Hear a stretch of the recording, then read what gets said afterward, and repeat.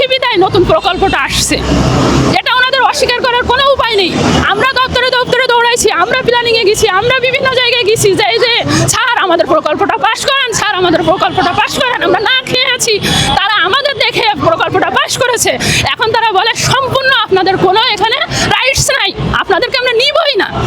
দুনিয়া একদিকে গেলেও তারা আমাদের নিবে না। কেন আমরা কি খুন করছি না ডাকাতি করছি? এই যে আপনাদের যে নিবে না, একই সাথে আপনাদের এখানে একটা কথা উল্লেখ করা হয়েছে যে নিয়োগ বাণিজ্যের কথা, এই বিষয়টা যদি উল্লেখ করতেন। 100% নিয়োগ বাণিজ্য। আপনারা তদন্ত করেন, আপনাদের যদি তেমন কোনো কমিটি থাকে, আপনারা যারা আপনার ইউটিউব চালান, আপনারা যারা ফেসবুক চালান, আপনারা যারা মনে করেন ফেস টু ফেস কথা বলেন, তারা যে তাদের সঙ্গে কথা বলেন, আপনারা বিষয়টা যদি আইডেন্টিফাই করতে চান, তাহলে তারা কালো টাকার জন্য, কোটি কোটি টাকার জন্য এটা করতেছে, 2-1 লাখ টাকার জন্য নয়। তারা চিন্তা করতেছে যে আমাদেরকে নিলে আমরা তো পাগল, এখন তো পাগল ভালো হয়ে গেছি। কারণ যখন ঢুকছিলাম তখন তো পাগল ছিলাম, ভাবছিলাম বিশাল কিছু হচ্ছে, সরকারি দপ্তরে চাকরি, তার মানে 5 লাখ দাও, 10 লাখ দাও, হয়তো ভাবছিলাম, দিইনি আমরা।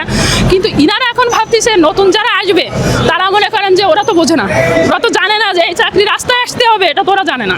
ওরা মনে করছে যে উপজেলা পর্যায়ে একটা দপ্তরে চাকরি করব, হয়তো একদিন প্রকল্প রাজস্ব যাবে। এটা হয়েছে আমাদের মহিলা বিষয়কে, আপনার বিগত যে প্রকল্পগুলো ছিল মহিলা বিষয়কে সবগুলাই রাজস্ব গেছে। এই জন্যই সবাই মনে করেন এই আশাতেই আশাবাদী যে আমরাও ঢুকবো। নতুনরা তো জানছে না যে এখানে আউটসোর্সিং কি, আমরাও তো জানতাম না প্রকল্প কি। আমরা জানতাম চাকরি হচ্ছে বিশাল ব্যাপার, চাকরি তো ঢুকে পড়ি। প্রথম দিকে লালসাটা কেমন ছিল? প্রথম দিকে যখন আপনাদেরকে বললো যে আপনারা আসুন, আপনাদের এমন এমন জীবন ব্যবস্থা, এমন এমন আয় ব্যবস্থা করে দিব, তখনকার তাদের এই যে প্রক্ষালনের ব্যবস্থাটা কেমন ছিল? তাদের প্রথম টেন্ডেন্সি কিন্তু ভালো ছিল। প্রথম টেন্ডেন্সি মানে কারণ আমরা এমনও হয়েছে, ওনারা নির্দেশনা দেয় শুক্রবারে ক্লাস করেন, শনিবারে ক্লাস করেন, রবিবারে ক্লাস করেন, সারা মাস ক্লাস করেন, তাও আমরা করছি। এমন এমন দিন আছে যে আমরা মনে করেন যে আপনার আমাদের ট্রেনিং সেন্টার তো চলতো আপনার 9টা থেকে 4টা পর্যন্ত। তাহলে 9টা থেকে 4টা পর্যন্ত যদি শুক্রবার শনিবারেও কেউ ক্লাস করে, তাহলে বুঝতে পারছেন স্যালারি ছিল 15,500 টাকা, 650 টাকা স্যালারি। 24 ঘন্টায় কাজ করতাম। আপনার ট্রেনিং সেন্টারও সামলাইছি, দপ্তরও সামলাইছি। মহিলা বিষয়কে তৃণমূল পর্যায়ে কেউই চিনত না, আপনারা খোঁজ নিয়ে দেখেন। সবাই বলতো কি কুটির শিল্প, এনজিও, এই আইজি এর জন্যই চেনে তারা। আমরা যখন যেখানে হয়েছে সেখানেই আমরা গিয়েছি। মহিলা বিষয়কে আরও প্রকল্প আসছে নতুন, কিন্তু সেই প্রকল্প পরে আসছে, সবার আগে আসছি আমরা 18 সালের মে মাসে জয়েন করছি। আর তারপরে যে মনে করেন তথ্য অপারা জয়েন করছে, আরও অনেকে করছে। তো তাদেরকে নিয়ে তারা বিশাল কিছু চিন্তা করতেছে, শুনতে পাচ্ছি আমরা।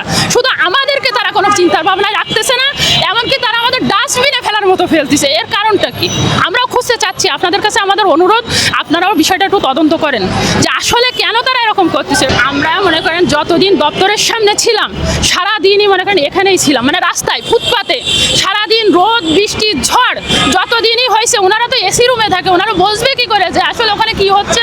এই ছোট ছোট বাচ্চা মনে করেন এতটুকু বাচ্চা আমাদের আছে, এখন তো চলে গেছে, ওরা ওইদিকে গেছে মনে হয়। ছোট্ট ছোট্ট বাচ্চারা আছে যাদেরকে নিয়ে আমরা ছিলাম। আমাদের 71 নিয়ে আমাদের বিভিন্ন টিভি চ্যানেল নিউজ করছে, ওটা দেখলে আপনারা বুঝতে পারবেন যে আসলে আমাদের মানে কি দুরবস্থা ছিল। তো ওখানে কোনো সলিউশন পাইনি বিধায় আমরা কিন্তু এখানে আসছি। ওখানে কোনো সলিউশন পাইনি বিধায় আমরা এখানে আসছি। যে আমরা জানি যে আমাদের সমাজের দর্পণ হলো সাংবাদিক, তাহলে সেখানে গেলে হয়তো আমরা সঠিক বিচারটা পাবো। অনেক দপ্তর আছে বাংলাদেশে যেখানে হাজার হাজার দুর্নীতি হয়, কেউ কোনো খবর রাখে না, এভাবেই হয় কিন্তু। তো আমরা চাচ্ছি যে আমরা যখন পারতেছি না কোনোভাবেই তাদের সঙ্গে, তাহলে আমরা যারা পারে, সমাজের দর্পণ যারা, সাংবাদিকের উপরে সমাজের দর্পণ আর কেউ নাই, তো সেখানে যাই, তাদের শরণাপন্ন হয়ে দেখি তারা কি সলিউশনটা আমাদের দেয়। এই জন্য আমরা